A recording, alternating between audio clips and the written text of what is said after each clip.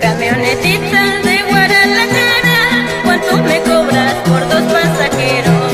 Quiero llevarme a mi guaracino, pasando a Coscanchapilca. Me he convencido de mi mala suerte, abandoné a un caraxino. Ahora tengo a mi guaracino que me quiere con todo el corazón. Llévame apuradito, transporte Caracas. Vamos, compadre Rómulo Godillo y comadre Dios Espinosa. Vamos, Rosnero. Cara grande, Canchapilca chico, separadito por el puente 8.